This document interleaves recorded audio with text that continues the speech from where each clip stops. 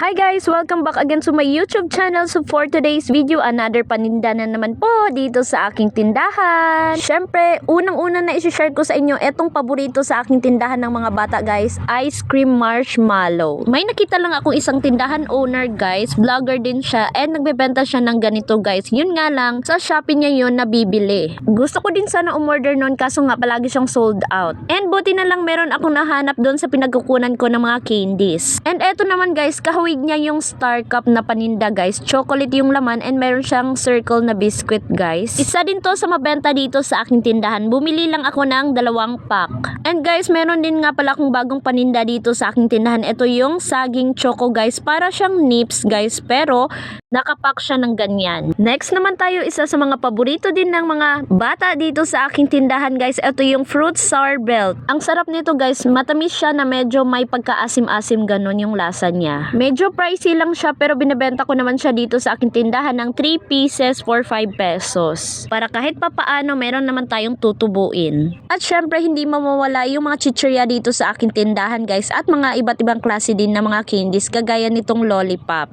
May Chucky din nga pala akong nabili para sa anak ko yan.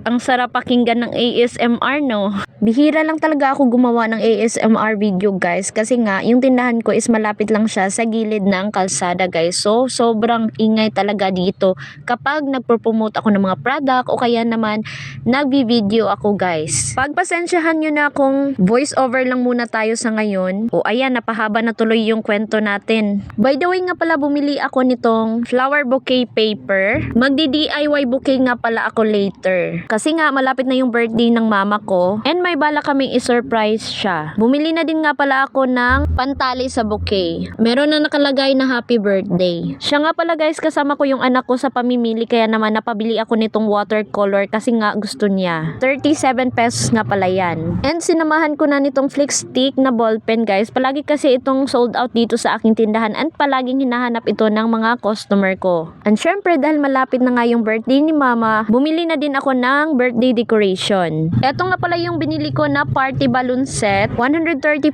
pesos guys. Blue nga pala yung napili namin guys kasi nga blue sapphire yung theme. And syempre sinamahan ko na siya ng pang backdrop. Tawag nga pala dito is foil fringe curtain. For only 70 pesos meron ka ng 2 ganito kasi nga naka-buy one take one siya. And sobrang ganda niya talaga gawing backdrop. At syempre sinamahan ko na ng ganito guys para siyang happy birthday sash. Wala kasi nung happy birthday queen kaya ito na lang yung binili ko. Kulay pink lang. At dahil 65 years old na si mama, sinamahan ko na din pagbili nitong foil balloon guys. 65 siya. I mean 16 inches na foil balloon guys, 6 at saka number 5. Mura lang sa ganito guys, 15 pesos each.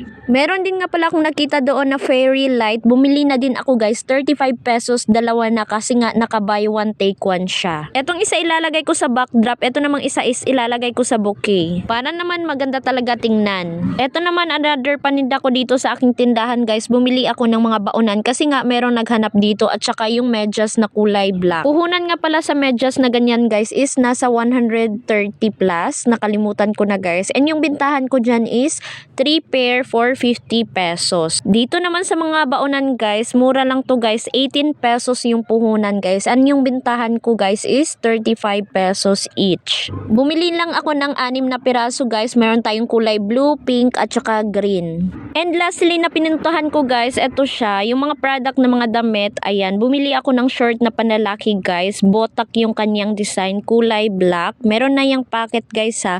Mura lang yan guys, 70 plus. And yung bintahan ko dyan is 130 to 150 pesos.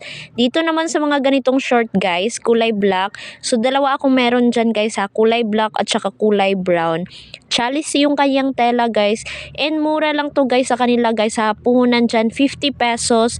Wholesale price na siya guys. Ayan yung brown. And then merong naghahanap ng panty kaya naman nag-restock ako dito sa aking tindahan kasi naubusan na nga ako guys. Size medium nga pala ito guys. Natasha yung kanyang brand, class A lang po. Puhunan nito 175 pesos and yung bintahan ko guys is 3 pair for 100 pesos. And kung isang pack naman guys is ibebenta ko siya ng 250 pesos. pesos. Sinamahan ko na din ng pambata na panty guys. Ito is meron siyang iba't ibang klase na kulay guys. Size small yan guys. Meron tayong pink, green, red, blue at saka yellow. Puhunan sa ganito guys 140 pesos and binibenta ko siya dito sa aking tindahan ng 20 pesos each. Hanggang dito na lang po itong video ito. I hope may natutunan naman po kayo sa aking mga panida dito sa aking tindahan. Please huwag niyo pong kalimutan na mag-like, comment, share, and subscribe.